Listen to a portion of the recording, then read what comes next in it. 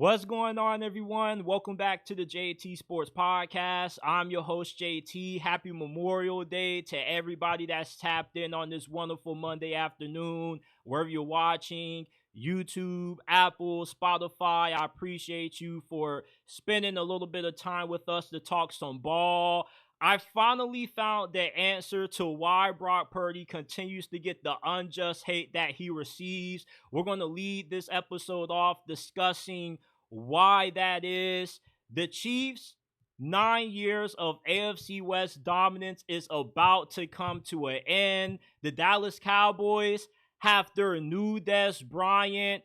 The New York Jets, if you are sleeping on this team going into this year, they are about to wake you up. I'm going to explain why. There was a playoff game that I was watching. It came up in my YouTube recommended. And after watching it, with me being a lot older than when the game was played, I realized that the Steelers lost to God. And whether you believe in him or not, he was real in this game, damn it. He's the only way I can justify the Steelers losing this game the way that they did. And we got to have a conversation about that boy, JJ, a.k.a. Jeremiah Smith, because to me, I don't know about you, he already is the greatest receiver prospect in the history of the NFL draft. And we got 2 years until he's eligible to enter the draft, but I just want to go ahead and crown him already because it's the off season. There isn't too much else to talk about. So let's get into some draft speculation talk. Smash that like button, subscribe to the channel, turn on post notifications so you don't miss when we drop new content. You can find us on Apple, Spotify. The links are down in the description below. If you currently are listening on podcasting platforms, go ahead, give us a 5-star review if you enjoy, and let's dive into it.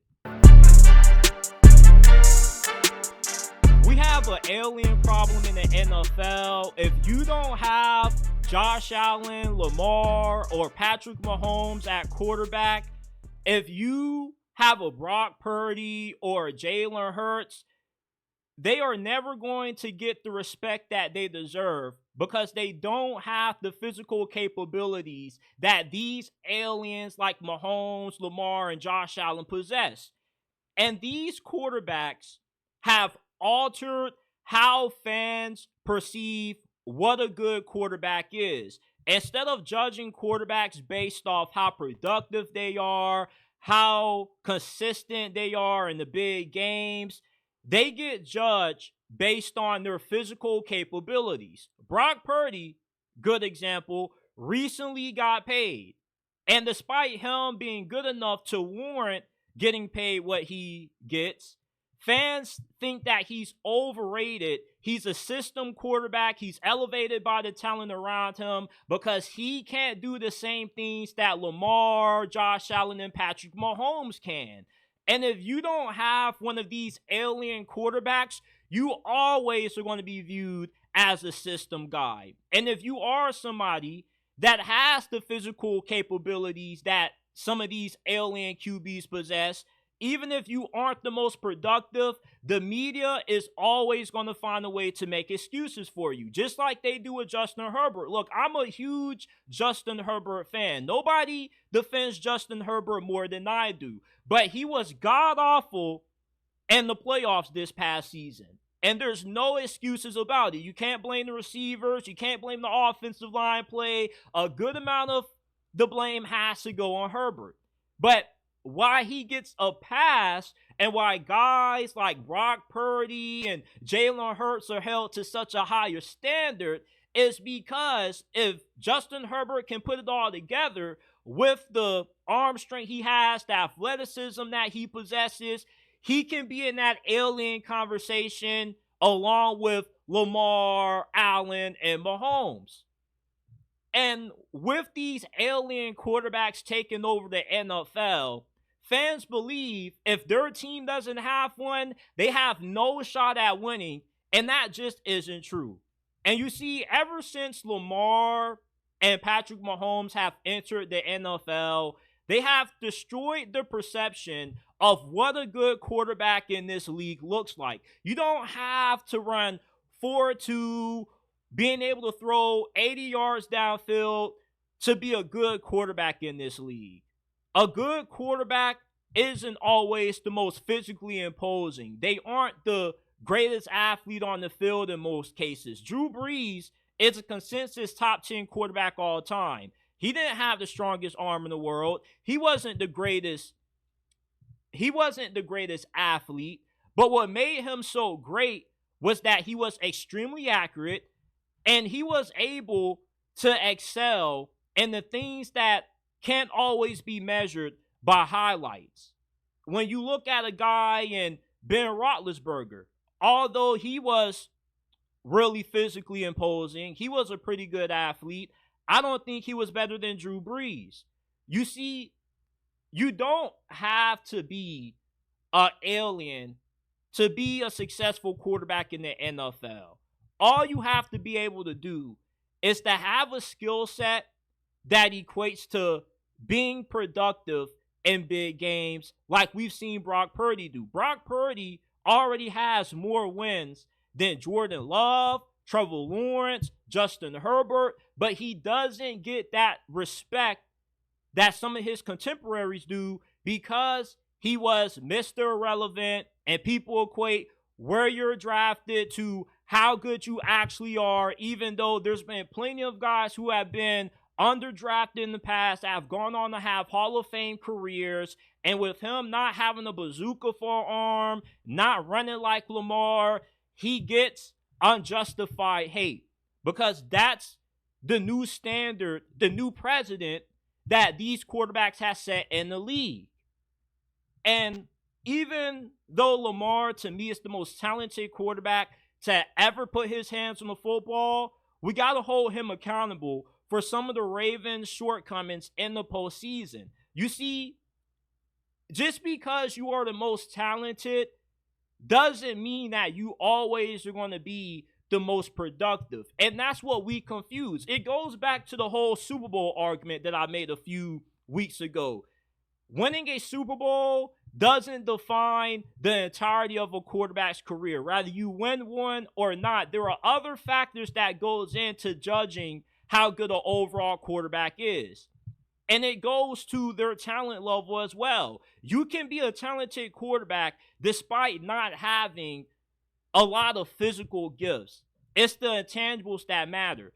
And if you want to call Brock Purdy a system quarterback, you got to say that Patrick Mahomes is a system quarterback. If Mahomes would have got drafted by the Cleveland Browns and went to a shitty situation, who knows if his career would have turned out the same way as it has with him playing for arguably the greatest offensive mind in the history of this game, a top 3 head coach all time. The situation that you go to matters. There's not a single quarterback in the Hall of Fame that hasn't played with Hall of Fame level players. Tom Brady played with Randy Moss, one of the greatest receivers all time. John Elway played with several Hall of Famers. Troy Aikman played with several Hall of Famers. When you think of your top 5 quarterbacks in the NFL right now, do you know what all of those guys are going to have in common? They have great teams around them. They're getting great coaching. Great players can't be great players without having great players around them. I know that might be a little bit of a tongue twister to you guys, but it's the truth. Just like how a lot of good coaches can win despite not having great quarterback play, but great quarterbacks can't win championships unless they have great coaching. It goes hand in hand. It's a tandem. You got to have one to have the other. And Lamar, Patrick Mahomes, Josh Allen, as good as what these guys are from a talent level, they wouldn't be as good as what they are if they didn't land in their current situations. Not every single quarterback can succeed on every franchise, contrary to popular belief. But with this perception that we have about these aliens at quarterback, fans feel if their team doesn't have one, they have no shot to win, and that simply is not true. Because if that was the case, Lamar would have already had a championship by now. Same thing with Josh Allen. Yet, one guy has only been able to stop Mahomes from making it out of the AFC post Tom Brady, and that's been that man, the Patrick Mahomes stopper.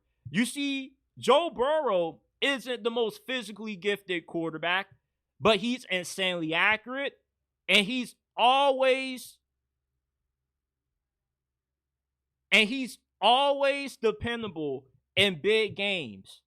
That's what separates him from the other quarterbacks that are considered to be top 5 in this league, even though he's not as talented physically as what those guys are. He has a skill set that helps him win, and that's all that matters at the end of the day. You don't need to have these freakish aliens at quarterback to win. You just need a quarterback that can come through in high-pressure situations. That's what Joe Burrow does. Same thing with Eli Manning. It's funny how so many quarterbacks struggled to beat Tom Brady, but yet Eli Manning, who on most occasions wasn't even a top 10 quarterback, was able to beat him twice in the Super Bowl. And that just goes to show that it's not always about how fast you are, how far you can throw a football. There are other intangibles that you look for in defining what a franchise quarterback is. And just because you don't have one of these freaks as your signal caller doesn't mean that your team doesn't have a shot to win without one. Since 2016, only one team has won the AFC West, that being the Kansas City Chiefs. They've won this division for going on damn near a decade now. Are they going to win it again this season? My answer is no. The Los Angeles Chargers are entering year 2 under head coach Jim Harbaugh. They overachieved in his first year. They made it to the playoffs. And now going into year 2 under Coach Harbaugh, he finally has his ideal team that's built to win with the philosophy that led him to have so much success when he was coaching with the 49ers and when he won the national championship at Michigan. The Chargers are my pick to win the AFC West this year. Why I like this team to win this division is, for one, they have the perfect recipe for slowing down Mahomes and company, which is dominating time of possession. If you want to be able to stop Mahomes, you have to keep him off the field. Well, how do you do that? Having a ball control offense. Jim Harbaugh is all about smash mouth football. He wants to run the football at will down your throat. He wants to tire out your defense and keep your opposing quarterback on the sideline. And when you are able to execute this style of football effectively, it puts a lot of stress on the opposing offense to maximize every possession that they get. Because the Chargers this year are going to be one of those teams where you could get the ball to start the second quarter, and then you go 3 and out, and after you get your second chance to touch the pigskin, you may only have 4 seconds left to go in the second quarter. That's the kind of mentality that Jim Harbaugh has implanted into this Chargers organization. They don't care about scoring 40, 30 points a game on you. They just want to control the clock. They want to run it down as much as possible and limit the amount of possessions that you have to put points up on the board. And you don't just have to have a dominant pass rush to stop Mahomes. If you can just keep him from getting an opportunity to win the game, that can work as well. And the Chargers, with the addition of Najee Harris in free agency, you drafted the Marion Hampton in the first round of the draft, you're going to have arguably the best rushing attack in the NFL. You got 2 bulldozers, 2 gazelles at running back for you. You got an elite offensive line with the addition of Mekhi Becton in free agency. You got Joe Alt going into year 2. With how the Chargers are going to dominate TOP this year, it's going to help them when they go into these games against Kansas City. Because now Kansas City has more stress on them this year when they play the Chargers. Because now you don't know if you don't score, when you're going to get an opportunity to score again when you go up against this team. Another thing that the Chargers have going for them is that they have an elite defense. Jesse Minter is their defensive coordinator. You need to write this name down if you currently are rooting for a team that has a head coach on the hot seat, because he most likely at the end of this season is going to be a top head coaching candidate. He was with Jim Harbaugh when he was at Michigan. He brought him along when he took this Chargers job, and he did a tremendous job of improving this defense in just one off season. They went from one of the worst defenses in the NFL under Brandon Staley to in 2024 being second in points per game allowed and red zone defense. And when you can keep teams from scoring in the red area and you have to force them to settle for field goals, that also makes life difficult for the opposing team, because now you got an offense that's sustaining 7-8 minute drives. Then when you finally get a chance to touch the ball, if you're Mahomes, you got to settle for 3 points. That's pretty much coming up empty on your offensive possessions, which is another reason why I like the Chargers to win this division. Not just do you have a really good defensive coordinator, but you should have a top 5 secondary in the league this year. The Chargers started a bunch of rookies in their secondary last year due to injuries. You got Cam Hart, Tarheeb Still. They're entering year 2 after fantastic rookie campaigns. You got Derwin James, who's coming off a second All-Pro selection, and he's doing everything. He's covering tight ends. He's covering running backs. He had 5.5 sacks last year, too. And not just is he good against the run, not only is he good in pass coverage, but he can also lay the hammer down, come away with a game-changing forced fumble. He's a ball hog. He is the best safety in the NFL and one of the best safeties in the history of this league. Then you still have a really good pass rush. Yes, you did lose Joey Bosa to free agency, but we already know with him, he was the equivalent to fragile luggage. You drop him the wrong way, he gets injured. You breathe on him, he gets injured. So the Chargers are good without him. The best player's the one that can be available, and he wasn't always available for the Chargers in most cases. You got Khalil Mack, who's getting up there in age. You wonder when Father Time's going to come knocking, and he completely is going to fall off. But he's still pretty decent for his age. But look out for rookie edge rusher Kyle Kennard, who they drafted out of South Carolina. He's one of those instant impact rookies that could come in and have 8 sacks right out the gate. And they got a pretty good pass rush rotation. They don't have a lot of guys that you look at and you say, yeah, these are high-level starters outside of Tulu, Tuloapi.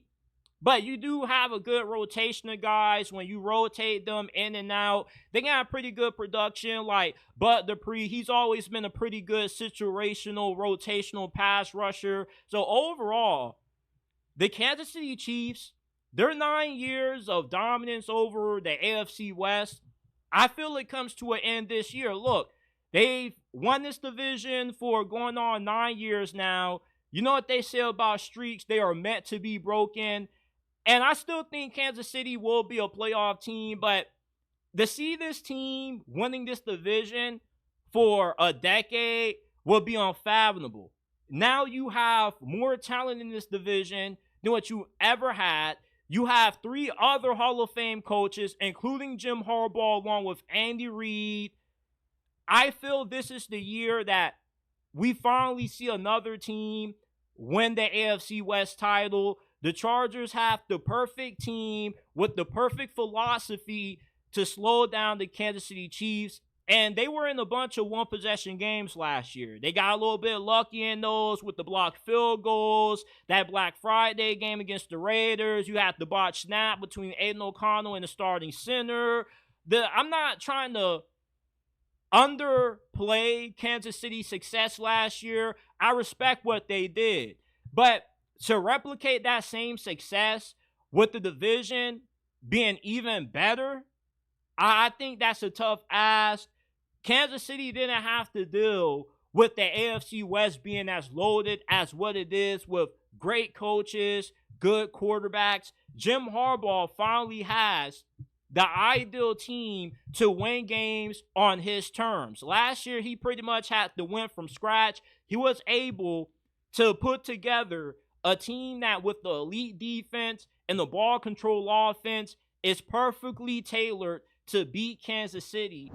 George Pickens being on the Cowboys now reminds me a lot of this former receiver they used to have that I was a huge fan of when I first got into the NFL as a youngin'. He used to wear number 88. He threw up the X when he scored touchdowns. The Cowboys have their new Dez Bryant and George Pickens. George Pickens has a lot of similarities in his game to Dez Bryant.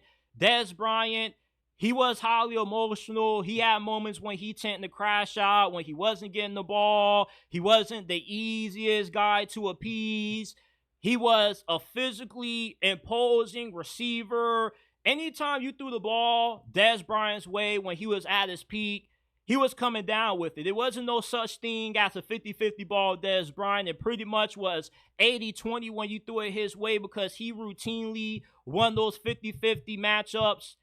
And the same thing with George Pickens. When you threw him the ball in Pittsburgh, he was always coming down with that thing. And this is a guy who had 1,100 yards in 2023 with Mitchell Trubisky, Kenny Pickett, and Mason Rudolph throwing him the football.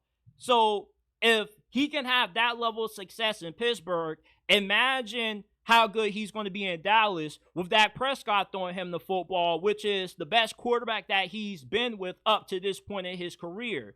Dez Bryant also was one of those receivers that you never, ever were going to leave him and one-on-one coverage with no safety help over the top, because that just was a suicide mission. With George Pickens, it's the same way. He's so good at making those contested catches to where you got no choice but to play too high now when you go up against Dallas. Because are you going to double team CeeDee Lamb and leave George Pickens in one-on-one coverage? Or are you going to double cover George Pickens and leave CeeDee Lamb in one-on-one coverage? You're not going to do either one. So the only way you can limit the amount of big plays that Dallas can generate this year is by playing a lot of too high coverage, which is going to open up that ground game for Dallas, because when you play too high, you don't have as many bodies to help against the run. And that's a similar impact that Dez Bryant had when he was playing for Dallas. Although he was the undisputed number one, George Pickens isn't the undisputed number one right now. The Cowboys had Jason Witten. They had Terrence Williams, who was also really underrated. So having a guy like George Pickens just causes a lot of headaches for opposing defensive coordinators, because even if you don't feel like George Pickens is as good as what a prime Dez Bryant was, you still have to game plan for him in a similar way that you did with Dez Bryant.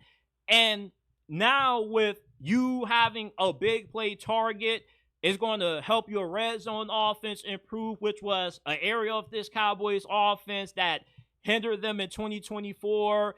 George Pickens has so many similarities or commonalities in his game with Dez Bryant that it's insane. And, you know, neither one of these guys were crazy good route runners. George Pickens, he's not the most polished route runner. He's not somebody that's going to do a lot of damage underneath. Same thing with Dez Bryant. Neither one of those guys were good after the catch. Dez Bryant wasn't really somebody that you knew as being a burner after the catch. Same thing with George Pickens. But these, or at least when you compare their skill set, that's how I view this trade for the Dallas Cowboys. They were trying to find their new Dez Bryant, and they got that. And it's scary how closely George Pickens resembles Dez Bryant, from just his mannerisms, his behavior, his character, and his skill set on the field. And when Dez Bryant was at his best, you know, at one point, we were somewhat having debates about if he was better or just as good as Calvin Johnson. Now, obviously, Calvin Johnson was the better of the two. Dez Bryant felt like he was better than Calvin Johnson. But, you know, for a while, 2-3 year stretch, the gap wasn't as wide as what you might have thought. Dez Bryant, a lot of folks forget how truly good he was. And I'm a little bit biased. The nostalgia may be getting the best of me in this conversation just because I always was a huge fan of Dez Bryant. And if he never would have had the amount of injuries that he did after signing that contract extension, he would have gone on to have a Hall of Fame career. That's how good he was. And George Pickens could be on that same trajectory. If you can have the amount of production that George Pickens had with a bunch of randos throwing him the football at quarterback, Dak Prescott, say what you want, he's really good in the regular season. He'll get you the ball. He's one of the better deep ball throwers in the league. And with Brian Schottenheimer being the head coach now, him calling the plays, remember when he was the offensive coordinator a while back with, I believe it was the New York Jets, they made a lot of deep playoff runs, not being the most flashiest offense. They just ran the football a lot, and they started killing you with play action over the top. That's how good this Cowboys offense is going to be this year with the addition of George Pickens down the big D alongside of CeeDee Lamb. And Dez Bryant, his career probably could have been a little bit prolonged if the Cowboys were able to pair him up with another capable number one wide receiver. But now with George Pickens feeding off CeeDee Lamb, that's going to help him have even more success. When the Steelers had Deontay Johnson, who is nowhere on the level as what CeeDee Lamb was, but when you had a receiver that had the ability to work underneath and do that dirty work while you let George Pickens eat over the top, that's when George Pickens was at his best. He's a low-end wide receiver 1, but he's probably the best wide receiver 2 in the league when you complement him with the high-end elite wide receiver 1 alongside of him, which is what the Dallas Cowboys have done by making this trade. And now you have him and CeeDee Lamb, which is a top 3 receiver duo in the league right now. We talk about Jamar Chase and T. Higgins and A.J. Brown, Devontae Smith. This Pickens and CeeDee Lamb duo is up there with them as well. But when I just watch George Pickens play, I just see a lot of similarities in his game to Dez Bryant. He's a lot slimmer than what Dez Bryant was, but he still is a really physically imposing receiver. He wins off physicality. He's not really a finesse guy. And they just have so many commonalities with how they play the receiver position. And that's why I feel the Dallas Cowboys have their Dez Bryant 2.0 now and George Pickens. Every year in the NFL, there's a team that surprises us that nobody expects to be good.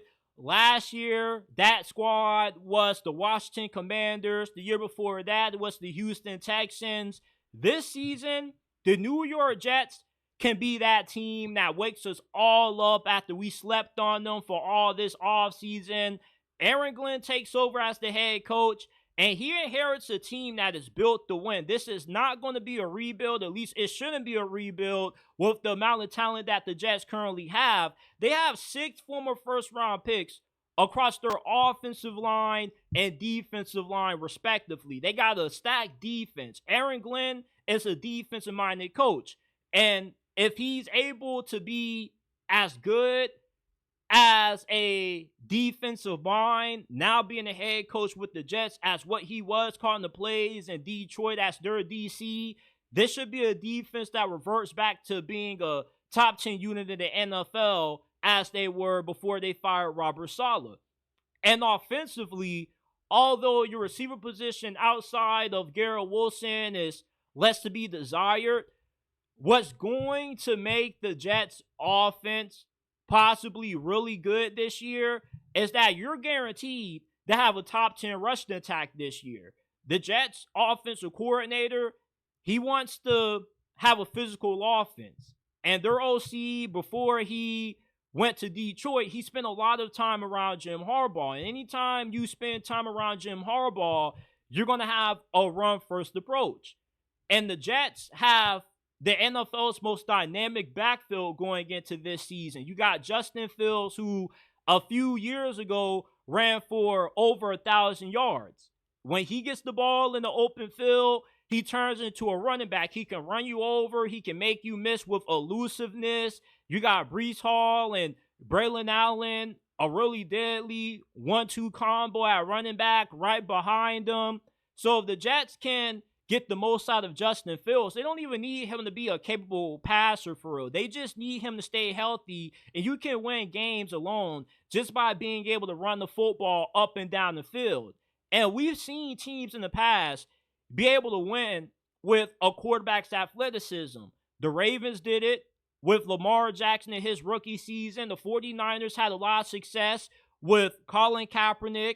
You know, Justin Fields has shown the ability, at least based off what he did last year in Pittsburgh and his brief amount of time starting, that he can be a serviceable passer. He had a 10-to-1 touchdown-interception ratio in the few games that he started before he got replaced ultimately by Russell Wilson. And when Justin Fields is at his best is when you're not asking him to throw the football 25 times or more a game. If you can have Justin Fields throwing the ball 19, 20 times per game, that's a winning recipe for you.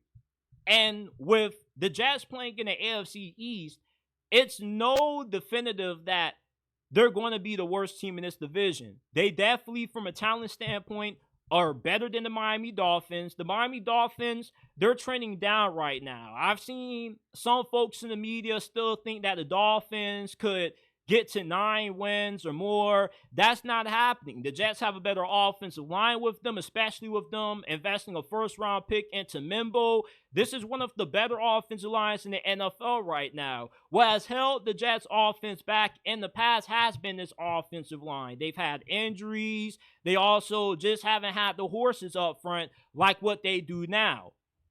And with Justin Fields going into this situation, this is the best opportunity that he's ever going to have to finally show everybody that he can live up to that first-round billing that he had a few years ago when he got drafted by Chicago. You know, when he was down there in the Windy City, he didn't have a good offensive line.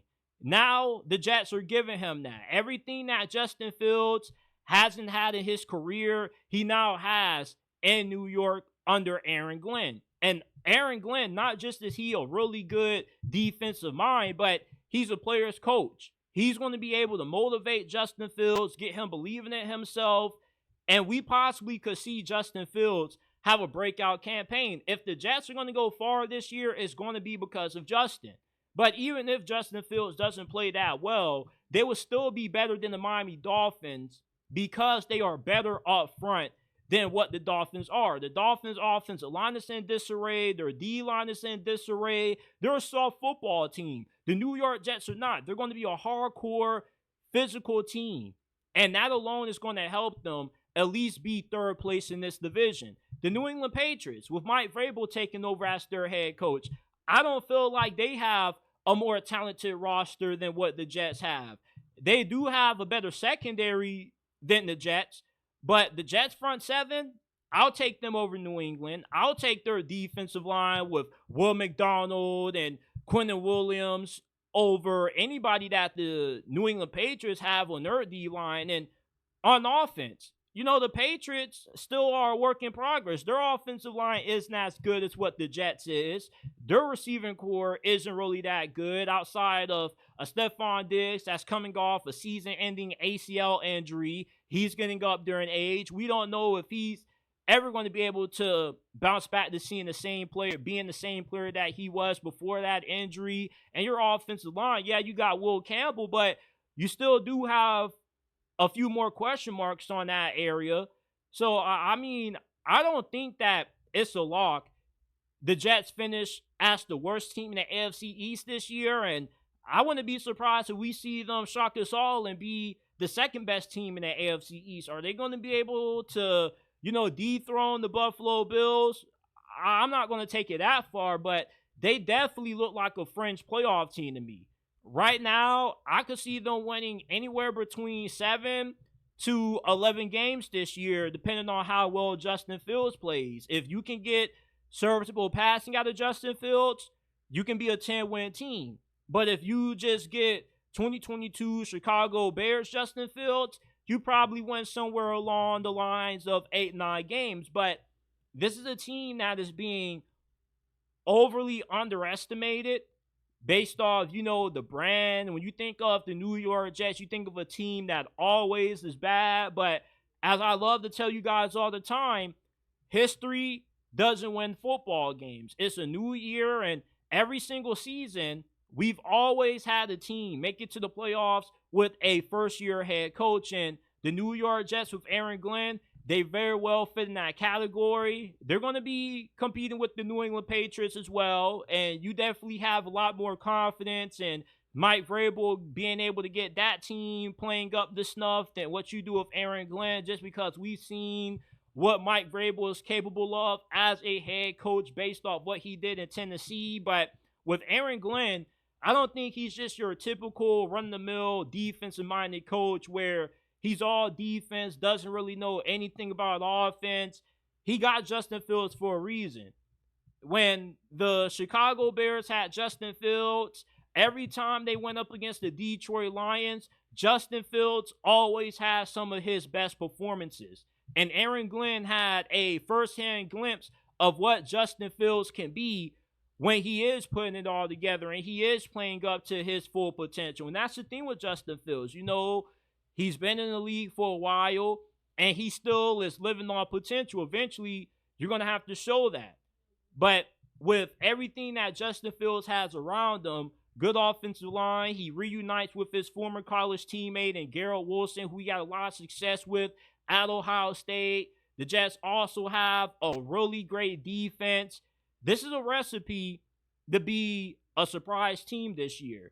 And they don't got to put up a lot of points to win ball games. You can win with dominating time possession, with what the Jets are going to be able to do running the football. They definitely fit the mold as a team that's going to be in the top 5 when it comes to time possession. And the defense that probably is going to hold opposing offenses to probably 17 points per game. So the New York Jets, if you're sleeping on them, you better wake up before they wake you up. And I wouldn't be betting against this team. You know, I would not be shocked if the Jets finished in second place in the AFC East. They have a more talented roster than New England. The only questions are how consistent is Justin Fields going to be and how good of a coach is Aaron Glenn. But from a talent standpoint, I think they're the second best team in the AFC East. Do you guys remember when the Steelers lost to God in the playoffs? Last night, I came across highlights from the Broncos-Steelers 2011 wildcard game. And when I initially watched this game, when it first got played, I was in the 4th grade. And the Steelers went into this game as the favorites, but they were banged up. Big Ben had an ankle injury that he was playing through. Ryan Clark couldn't play in this game due to, I think it was some blood issues he had going on. And on the defensive line, the Steelers had several starters that exited this game with injuries as well. And when the Steelers went down 20-6 at halftime, I went back to my room. Initially, I was watching this game in the living room with my grandpa. But once I felt the Steelers had no chance of winning this thing with the way it was going, Tim Tebow was going off, the Broncos defense was playing really well, I just went and took a nap. And then I remember 45 minutes later, my grandpa calling me to the living room. He's like, JT, come watch this. Somehow, the Steelers came back down 20-6. And all of a sudden, it was 23-23 in overtime. We're at the coin toss. The Broncos get ball first. And this was when the NFL had implemented the new overtime rules. You see, back then, those new overtime rules was that if you kicked the field goal, the opposing team had an opportunity to possess the ball. But if you scored a touchdown on your opening possession, you would win the game. So funny enough, you know how Tim Tebow was the quarterback at that time. The dude was just god-awful throwing the football. He had the worst throwing motion that I've ever seen out of a quarterback. He used to cock that thing back like all the way, like he was shooting a shotgun pretty much. He had bad footwork. He just was really inaccurate. But somehow, anytime the game was on the line during this season, Tim Tebow always clutched up. And this game was no different. So the Broncos win the coin toss. I'm talking about First play of the game, Tim Tebow drops back. He cocks it all the way back. He hits Demaryius Thomas on the slant. He's burning past Ike Taylor. He takes it all the way to the crib for a touchdown. And the reason why I say the Steelers lost to God in the 2011 wild card round against the Broncos was because Tim Tebow, his stat line during this game, 316 passing yards. He was averaging 1.6 yards per pass. And the Steelers' time possession was 31 minutes and 6 seconds. Tebow used to wear the John 3:16 eye paint. You can't tell me that the Steelers didn't lose to God and that wild card loss to the Denver Broncos, because it looked like divine intervention in that game to me. There's no way the first play of overtime with Tim Tebow, you throw a game-winning touchdown pass. Like, when they show the highlights of these Tim Tebow games, it's so funny to me because normally you don't see a quarterback's incompletion in these highlights, but they always showcase him with Tim Tebow just because he wasn't that good throwing the ball.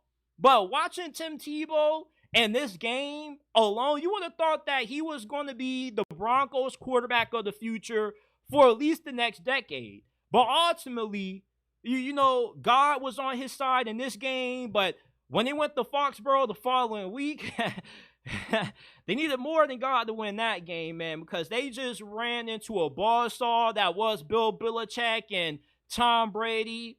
But this was just one of those moments that I will never forget as a Steeler fan, because, you know, I know a lot of y'all either believe in God or you don't believe that he's real, but watching this game, you can't deny that there was some divine intervention in this game, man, because everything just felt so surreal. Like, it felt too good to be true. The Steelers are down 20-6 with the hobble Big Ben. They come back, they tie it up, and at that point, you think the Steelers have all the momentum. And then all of a sudden, first play, Tebow hits Demaryius Thomas. RIP to Demaryius Thomas. Demaryius Thomas was a beast. Like, when Peyton Manning got to Denver, he was going absolutely off.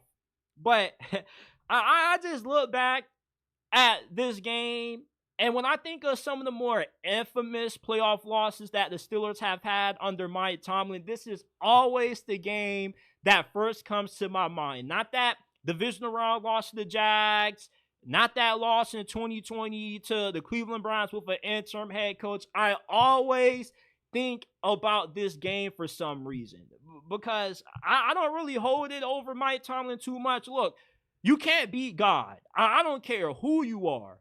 If you got God on the opposing team, there's no chance in hell you're winning this game. And it's funny because after Tim Tebow makes the play, he's running down the field, he's kneeling, he's praying. Like, yeah, I see why you're praying, man, because at one point it didn't look like the Steelers were not going to win this game with the amount of momentum that they were able to get on their side in the second half. But yeah, the Steelers lost to God. Jeremiah Smith has 2 more years until he's eligible to declare for the NFL draft. But right now, I'm willing to come out here and say what a lot of y'all probably don't have the balls to say. He's the greatest receiver prospect in the history of the NFL. Better than Randy Moss, Calvin Johnson, Jerry Rice, Jamar Chase, whoever you have penciled in as your best receiver prospect, J.J. Smith is better than. He was a true freshman last year and was a first-team All-American and the best receiver on wide receiver U. Ohio State is a football factory when it comes to producing elite receivers for the National Football League. And yet Jeremiah Smith, at 18 years old, was the best receiver on this squad last year. He's 6'3", 220 pounds, runs 4'4", catches like Randy Moss. He can win 50-50 balls. He has all of these crazy one-hand grabs that he does with ease. He can't be guarded without any safety help over the top. He's an elite yak threat. He's an elite route runner. Jeremiah Smith, J.J. Smith, whatever you want to call him, is the most complete receiver in the history of the NFL draft. And yeah, he may not have the size that Calvin Johnson has right now. Calvin was 6'4", like 230, 240. But remind you, Jeremiah Smith still has a few more years to grow. And he already was playing at 215 pounds as a freshman. So by the time he gets to the 2027 NFL draft, he's probably going to be 230. The dude is a physical specimen. Against Oregon, they were trying to quadruple cover this man, and they still couldn't stop him. He is just so dynamic for a guy that is this big. He runs like a gazelle. The dude is a freight train at receiver. You do not want to tackle Jeremiah Smith in the open field. He can get up to 23 miles per hour. He's like if Julio Jones and Jamar Chase had a baby together. You will get Jeremiah Smith. He can do every single thing for a wide receiver. He has good ball skills. He has great body control. He can win with finesse along with power as well. There is not a single weakness in J.J. Smith's game. And he is right now the only receiver prospect that I believe is completely bust-proof that I've ever watched and that a lot of us will ever see. He's better than Marvin Harrison. It's not even close between Marvin Harrison Jr. and Jeremiah Smith. Jeremiah Smith became the best receiver in college football at only 18 years old. He was the highest rated recruit coming out of high school in the 21st century. He's up there with the likes of A.J. Green and Julio Jones when they were coming out of high school football. That's how good Jeremiah Smith was. And that's how good he is. And what's even scarier is that he hasn't even reached his full potential yet. Right now, Jeremiah Smith will be a wide receiver one on about 6 NFL teams right now. By the time he gets to the NFL draft in 2 years, he arguably is going to enter the league as a top 5 receiver. You may think that that is outrageous to say. You may think that this whole entire segment is outrageous. That I'm saying he's better than Randy Moss, Calvin Johnson, Jamar Chase, Julio Jones. If you were to be a general manager right now, and you had a first-round pick, and you had to pick between Jeremiah Smith, Randy Moss, Julio Jones, and Calvin Johnson, just basing them based off what they were as prospects coming out of college, not knowing how they would be at the next level, who would you pick? I'm going with Jeremiah Smith. This is the best all-around receiver that we have seen in the last arguably a decade. Outside of Jamar Chase and probably Julio Jones and Calvin, there aren't too many receiver prospects that have been built like Jeremiah Smith and have the capability to do everything. And even then, with Julio Jones, he didn't have the ability after the catch that Jeremiah Smith possesses. Jeremiah Smith could probably end up running a 4.3 by the time the 2027 Combine rolls around. That's even if he has to participate.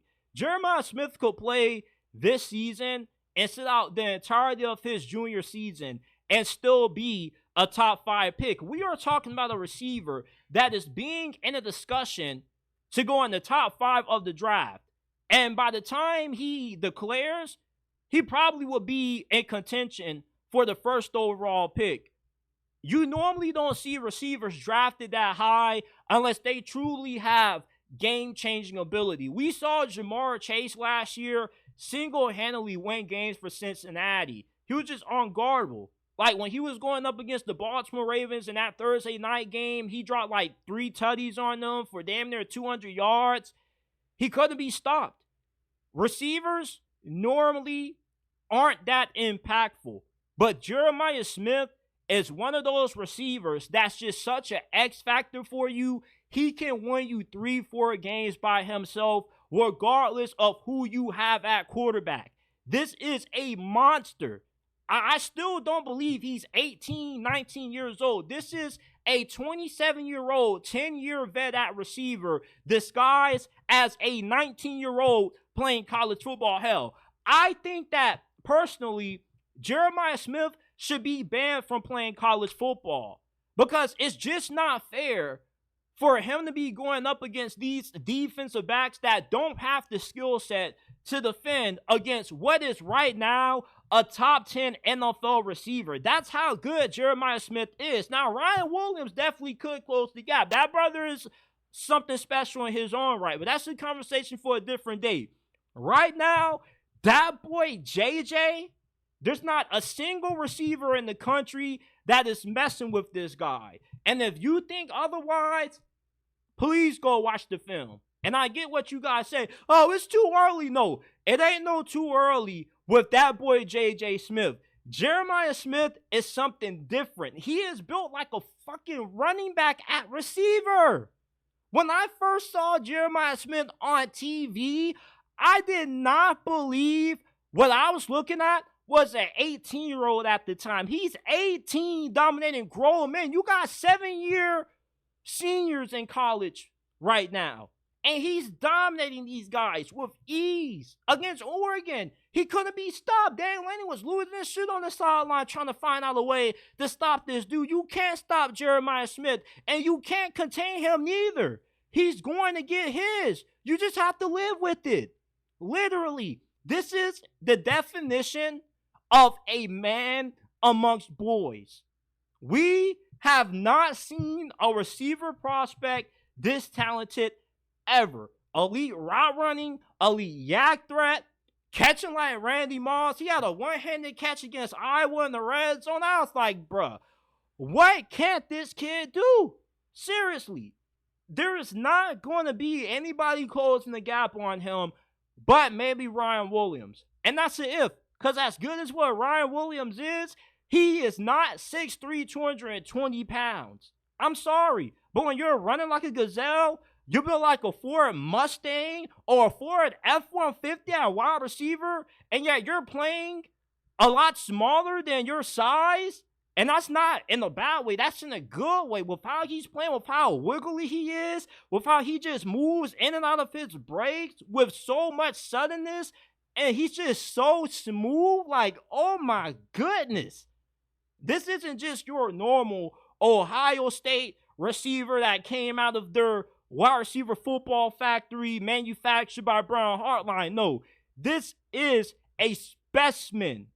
I cannot underestimate that. This is a generational receiver. I can't even say Jeremiah Smith is a generational receiver prospect. He's past generational. This guy is a unicorn. Receivers like Jeremiah Smith only come around once every 2 decades. Like, literally. This is something that we will never see again.